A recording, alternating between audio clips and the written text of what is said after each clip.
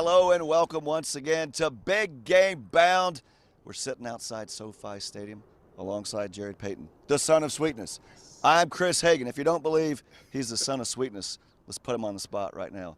They call me Sweetness because I like to dance. Running the ball is like making romance. Come on, man. Do the see there. Do the whole thing. It's an annual tradition that He had the goal since training camp to bring Chicago to Super Bowl champs. Come on, man. He's. I never warn him, but he's always ready because he is JP. We're getting a little bit goofy and giddy because we're just 4 days away from the Super Bowl, and you can feel it ramping up. Coming in to the stadium on this side, more and more traffic, more and more folks, and that's only going to continue till we kick this thing off. Yeah, looking forward to it. You're starting to see more people pile in, and people are getting excited for this game because we have a great matchup on Sunday. Super Bowl 56. It's the Bengals. It's the Rams. If you predicted that before the season, props to you because no one else did. Now, some of these big-time national teams that have the big fan bases, you talk about Cowboys, Steelers, maybe even the Bears, Packers. A lot of haters for those teams too, but I don't know anybody that goes around saying they hate the Bengals or they hate the Rams, and that also goes for the two head coaches. No problem with those two guys at all. Yeah, they got some history in this matchup. Both guys, Sean McVay, Zach Taylor, they both were together for 2 years with the Rams, so there's some history between those two guys. You know, it's all fun and games and handshakes until they kick that thing off, and then everything changes at least for about 60 minutes, and we got some words from head coach Zach Taylor yesterday.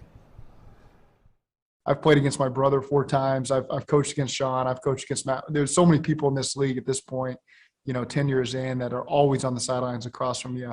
And that's just part of the game. There's no added, oh, I want to beat this guy. No, it's the Bengals playing the Rams for the Super Bowl. Our team wants to beat their team. It really has nothing to do with the relationships on the other side of the ball or across the other sidelines. This is more just about us trying to win this football game. The coaching tree is like a family tree. So, yeah, you know, he says there's no, added incentive, but at the end of the day, you want to give him that elbow and go, yeah, I got you. Yeah, these two guys are going to be battling it out. I think we always talk about what the play on the field with the guys, but I think we also got to talk about the matchup with both of these two great minds when it comes to coaching. So it's going to be interesting to see how they go back and forth, and I think this is going to be a chess match on Sunday. You said it perfectly. You're thinking, I know his moves, but he knows my moves, so I got to out. He thinks I'm going to do this, but I'm going to do this. But since he thinks I'm going to do this, I'm going to do this. And last time that the Rams were in the Super Bowl, that's one of the criticisms that Sean McVay had, was he was overthinking stuff. I want to see if he's able to kind of settle down, just go with the game plan, especially on the offensive side, and see if they can find consistency in both the run game and the pass game. Yeah, Bill Belichick can get inside your head, and that's can. What happened. We've been having great guests with us all week, JP. Another one. I mean, you keep raising the bar, and we got one special today.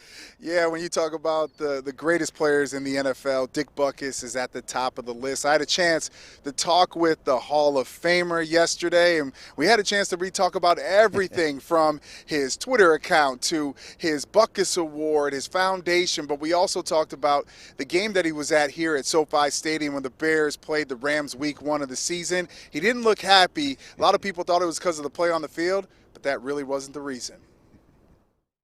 The reason I looked under the weather there was because of the hassle of getting into that stadium. Let me just go over that. It took us over 50 minutes to get to that suite. We had it for a fundraiser for the Butkus Foundation. Everybody in that suite, it took nearly an hour to get there because nobody knows what the hell they're doing.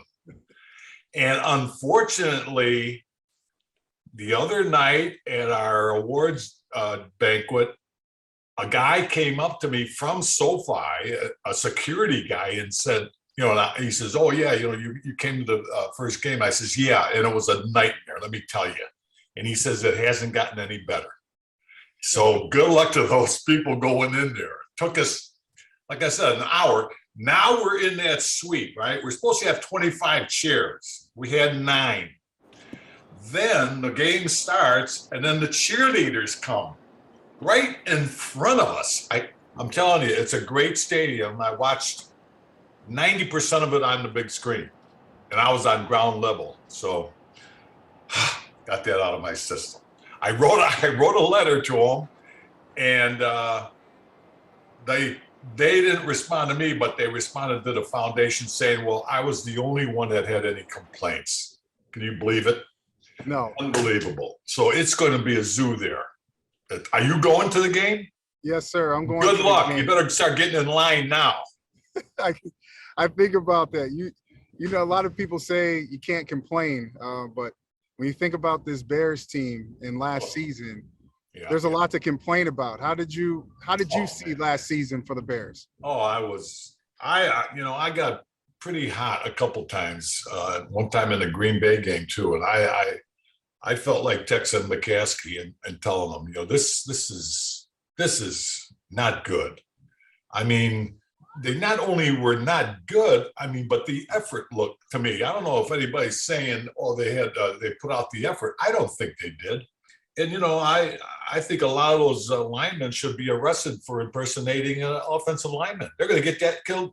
I was a prophet. I said, if that kid, Justin, gets in, he's going to end up getting hurt because there's no way that line's going to be for a kid like that. And it's interesting enough, a friend of mine from another team, won't name the team, but they said the coaching job that the Bears did with Justin was zero. They looked during the game films all through the course of the year, and he said they didn't coach him at all. The kid was like on his own. And so this change that came about, and everybody was after, Nagy and all that, and he's a Andy Reid disciple. That doesn't mean he's Andy Reid. Come on. And basically, I was very frustrated. I got to the point where I was turning it off. It just ticked me off. It reminds me of the time back in when George Halas quit. And it was between, it was in January. I went over to the office there at 173 West Madison to get my mail. And I asked if I could see the coach. So yeah, he comes. So I go in his office and I sit down and I said, who are you going to pick? Who's the next coach? And he says, well, when I figure it out, I'll let you know. And I said, something? I don't think you really want to win here. And he started to get up and I thought he's going to take a poke at me. And he said, what did you say? And I says, I don't think you want to win here. I says, listen to me. You started this stuff 50 years ago. Who's in the Super Bowl? It was Dallas and Miami or somebody. And I says, yeah, 2 expansion teams. When you should be there. The Bears should be there every other year. And he just sat down and he's, it's ridiculous. There's no way. It's the franchise and it's a joke now. You know what I mean? Everybody just, we got the Bears, they chalk it up as a win. I don't understand it. Well, I think about this though. So now everybody wanted to change, right? With Pace and Nagy gone, now you get Ryan Poles and Matt Eberflus, and I don't know how much you know about both those guys, but what do you want to see change with this new regime? Well, I want to see him start getting some players that'll play and get a little bit physical and teach that quarterback something. I don't know how long their contracts are, but I don't know. I don't think 3 years is enough. You don't have a number 1 draft choice. So I guess they're going to have to, the quickest way to do it, is through free agency and just go down the list, man. Anybody could be a genius. They could just line up positions behind you, take a dart, throw it, and where it lands, okay, we'll start there. It's a no-brainer. They can't make a mistake.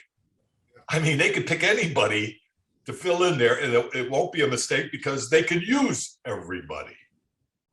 That's my next question. A lot of people are saying, some Bears fans out there, that the selection of Justin Fields was a mistake. I don't believe that one bit. I don't think this young man has really got a chance to be able to show what he's made of. I think he's going to be able to do that with better coaching. But what's your take? Do you think that Justin Fields is the answer at quarterback for the Chicago Bears? Yes, I do. But he needed help, and that's why I made that statement. With that offensive line and whatever the heck they were doing offensively, they're going to get that kid killed. And so I wouldn't say he's a project, but let's teach him something. And what? How can he drop back and pass? I mean, come on. The line was, I don't know. It's just ridiculous. But I think he's the guy. Who else could you get? You know, what are you going to trade for Rodgers?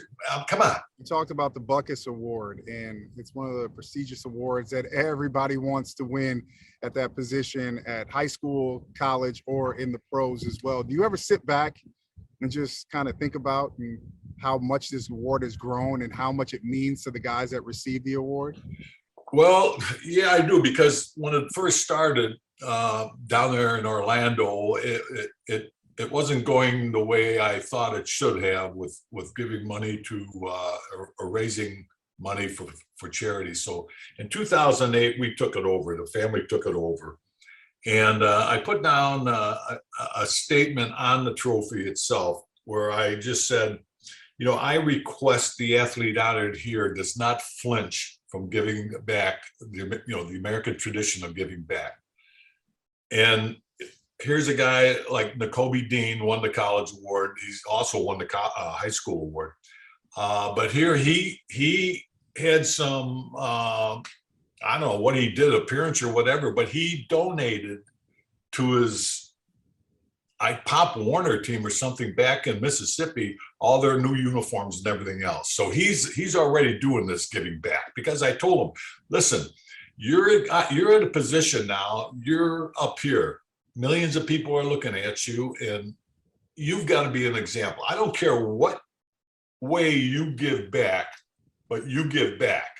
And I'm telling you, we met this weekend in Palm Springs at our dinner, and we brought back about 7 former winners. And I mean, I tell you, every one of them has that same trait as the linebacker. It's unbelievable. I'm talking to Patrick Willis, and who's it? Claiborne and Eric Anders. I mean, it's just all there. And we all, you know, because of whatever, we want to build this fraternity, and every one of them is doing something for their community or whatever. I don't see that with the Heisman and all these others. You know, it's all about me, it seems like. And with these guys, I tell you, it was very refreshing that, hey, we're doing this in a right way, and not just, you know, celebrating their football accolades. It's what kind of person they are. That's what I'm thrilled about. Well, listen, you're taking over the social media world. You are a big deal on Twitter now, which is amazing. You got a podcast too as well. How is it jumping into this whole social media world for you? Oh man, at the beginning, I'm like, come on, who keeps it? But I'm telling you, there's a motive to all this for us. This is a way we can get the foundation and the linebacker award out there, so we can, you know, so people, because, you know, the only time you ever get mentioned as far as awards is around late in the college football season, and then you got all the awards. And we kind of do something unique. We go to the winners. We surprise them in high school and college and the pros. In fact, we go there and surprise them. And the reason that is because, you know, who gives a darn if you're in some other city at a dinner when you have nobody there. And with us, we go there, we get everybody's involved, the families are there, we're all hiding, the kid comes in for their meeting or whatever, and boom, here we are, and we surprise him and all his teammates. It's a neat deal that we do. And so since we're doing that, I might as well be cool and get on Twitter and the social media business, because I'm telling you, it really, I mean, the exposure, it's unbelievable. I mean, I was getting texts from everybody like, what's going on here? So it's fun. Yeah, you know, it's good. It's good. All right, before I get you out of here, I got to get your pick. Who wins on Super Bowl Sunday? Oh man, I really haven't thought about it. It would be very embarrassing if the Rams don't win. So I'm going to go with the Bengals. What the heck? Just for the hell of it, just to rub them, just to get back at all those guys that didn't know where to direct me when I went there 3 months ago for the Bear game. Unbelievable. I had to walk. I'm looking at behind you, the screen there. We had to walk from the furthest to your right all the way over there. Then you got to get in line and go in, and it's all on your phone now. Yeah. And it's bright sun, and so I got my shirt half off, covering the guy's phone. And we were supposed to have 4 tickets. They couldn't find him. He says, just go ahead. And we just walked in, and every place we went, they didn't know. The elevator operator, like, all I know is to push this button or that button. Where do you want to go? I said, I want to go to my suite. Well, let's try this. Terrible, but hopefully they got it fixed. I don't know. JP, once again, great stuff. Talk about Dick Butkus. This guy is legendary, and he's even growing that Twitter is something else as well. You know what, Chris? It's amazing to see a man of his age be able to have the Twitter fingers that he does, but you love seeing him interact with a lot of his fans and look forward to seeing what he tweets in the future. It's great. He's a big character, and he continues to be so. Right now, though, it's time for Peyton's Picks. There's only one game, so we're breaking down position groups. Yesterday, running backs. Today, it's all about the wide receivers. We're talking about big-time playmakers on both sides of the ball. Let's start with the Cincinnati Bengals. Well, I'm definitely going to be looking forward to watching the matchup between Jalen Ramsey and Jamar Chase. And let's start with Chase. As a rookie, he had 1,455 yards, led all rookies, 266 receiving yards versus the Chiefs. That was a rookie record. And then 13 touchdowns, third most in the NFL. He's explosive off the line, especially on the outside when he's running those routes from the outside. His ability to be able to get open and use defenders in their leverage is amazing. But when it comes to the matchup, Chris, I'm looking all towards the Rams, man. Cooper Kupp is the man. So if I had to lean one direction, I'm going with Cooper Kupp and the Rams in that wide receiver group. He had 1,947 receiving yards, second most all-time, 145 receptions, second most all-time, and 16 touchdowns, most in the NFL this season. Listen, he was a monster out of the slot as well. 95 catches for 1,402 yards, 10 touchdowns in the regular season, and he even came out of the backfield 21 times. They use him so well in that offense for the Rams. But Kupp, he's such a good route runner, and here's him talking about the process of how he makes everything look the same off the line.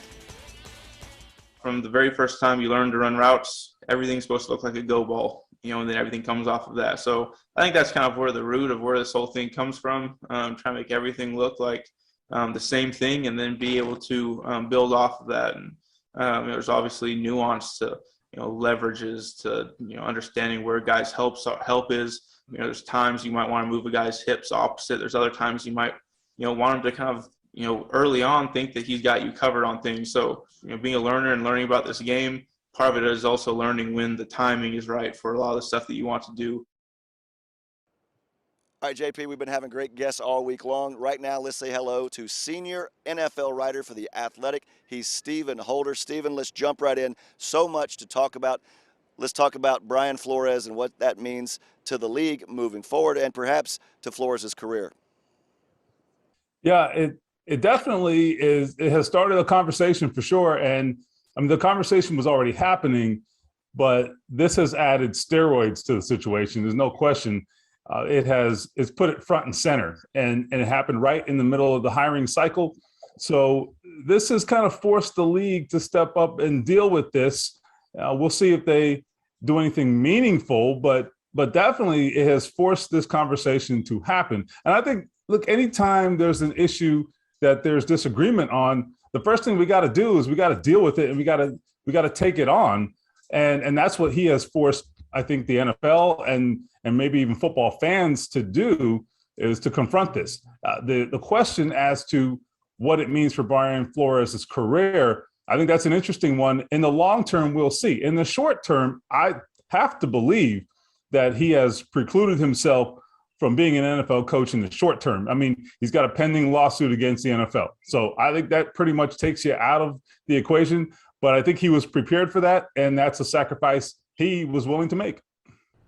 Yeah, Stephen, it's one of those sacrifices that a lot of people were looking at saying, is it worth it? To me, it is, to be able to shed light on what is going on. But he was up for one of the jobs that was taken, and that was that Texans job. Lovie Smith now is going to take over the Texans. How do you see that job, and how do you see him being able to get that organization back on track?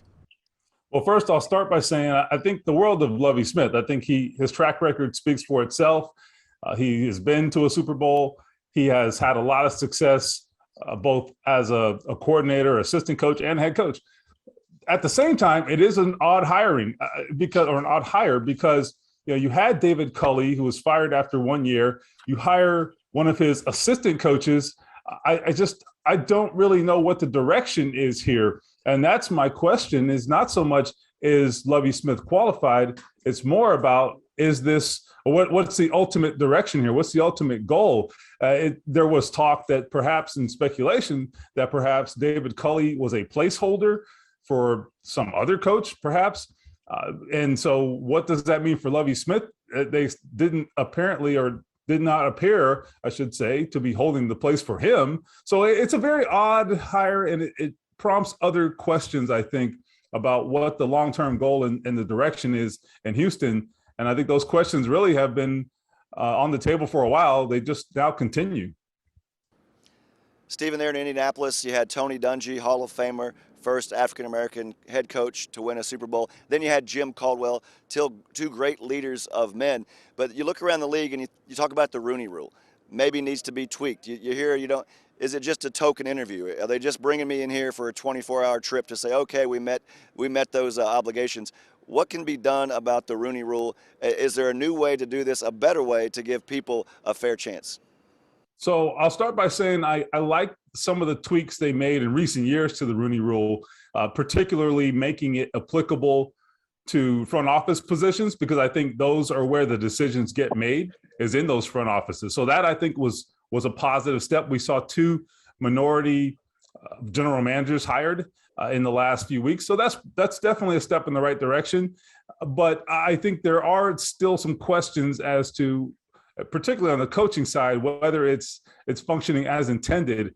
I think what it also does is, I think what has happened here with Brian Flores and maybe just the lack of minority coaches in the last couple of cycles, what it has done, I think, is just, I think, brought to the forefront something that's a reality.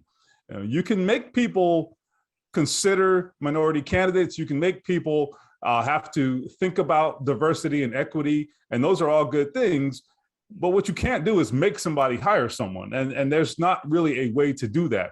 What we have to do is, I think, go back to the drawing board, and really the league needs to do this, go back to the drawing board and figure out where the shortcomings are, because there are candidates. I don't think it's a question of whether there are candidates. So the question is, what's happening maybe at these lower levels that I think can produce more candidates, so that this isn't something where the same minority candidates are interviewing for the handful of jobs. I think if there are more candidates and more obvious candidates, more known candidates to these teams, then there's a bigger pool to choose from.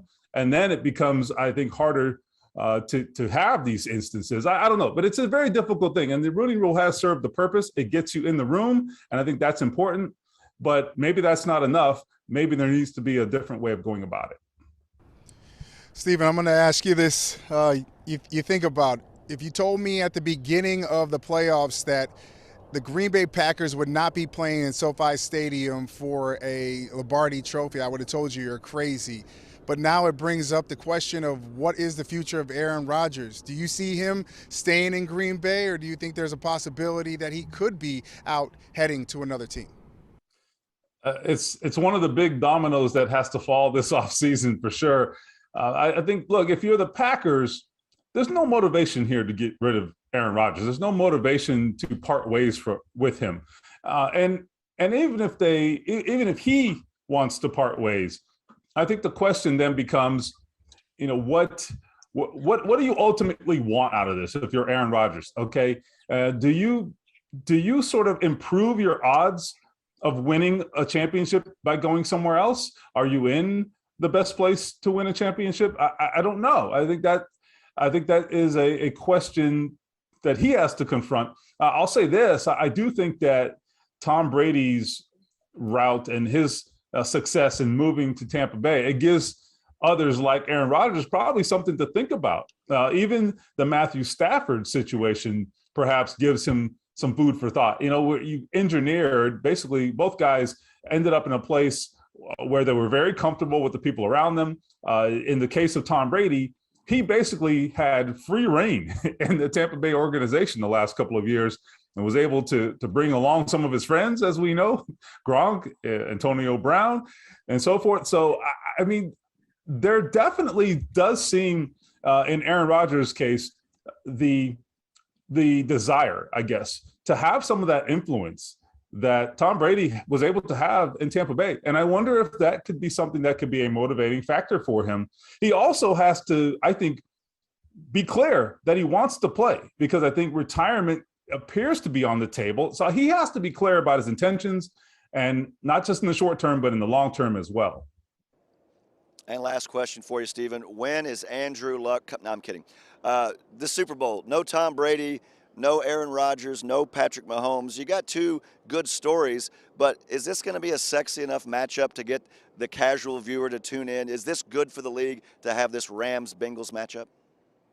So I think it's good for avid football fans, because I think it is very easy to maybe get tired of the same matchups, the same faces, same stars. The storylines get a little stale. I think it's good for the avid football fan to have new blood in there. I do, however, agree that, you know, for the average person or the person who maybe doesn't follow football closely and maybe just tunes in the playoffs, you know, goes to a Super Bowl party and kind of half watches, I don't know that they know a lot about Joe Burrow and Matthew Stafford. And, you know, they'll eat their nachos and their chip dip, but will they care? I don't know. That's a good question.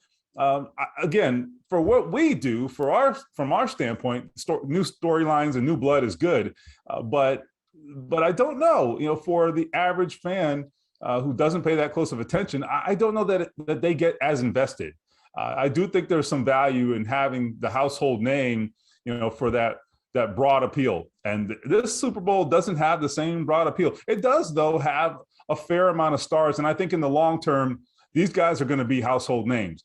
The guys like Joe Burrow and Cooper Kupp, these are going to be household names in the NFL for a long time to come. We're just on the front end of it right now, and I just don't think they're quite there for the masses yet. Well, Stephen, we look forward to seeing you out here in L.A. Jared says he's going to buy you some chip dip. That's what you said you wanted, so we'll have that ready for you. Stephen Holder, senior NFL writer for The Athletic. Safe travels, and we'll talk to you soon. I appreciate it. See you soon. All right, JP, it's that time of the show. We start looking at some of the prop bets for the Super Bowl, and you can really wager on anything you want. The coin toss, the length of the national anthem, but today we're focused on the wide receivers. Who will have the most yards? And I think we've already heard from the clear-cut favorite. Come on, man. You know what time it is. Chris, it's Cooper Kupp, man. He is going to be all over the field. And the way that the Rams use him on offense, I think we're going to see him in the slot, even outside a little bit more, by the way. So I'm going with Cooper Kupp getting the most yards. Well, you know what? You got to spend money to make money. I like to go with Chase or Odell Beckham Jr. plus 750. Are you kidding me? What? Odell could make the most yards on one play. He could take 180 yards. Same thing with Chase. He had a game, 200 plus yards receiving. You make money by going with Chase or Odell Beckham Jr. That's where I'm putting my money, but you can take your money to Cooper Kupp and we'll see who's laughing. I'm not putting my money on him. I'm just saying I think he's going to have the most yards. So you take it how you live and spend it how you want to spend it. All right, lunch on you or lunch on me. I'm You cool got with that. you got Kupp, I got my two. Okay, cool. Let's Pound go. on it. Pound on it. All right. You guys saw it too right here on Big Game Bound. That is a lock. That is better than a handshake. It's a fist pump. Right now, though, it's time for us to get out of here. He's Jared Payton. I'm Chris Hagan. We thank you for joining us once again on Big Game Bound. We are here every day, including Super Bowl Sunday. See you next time.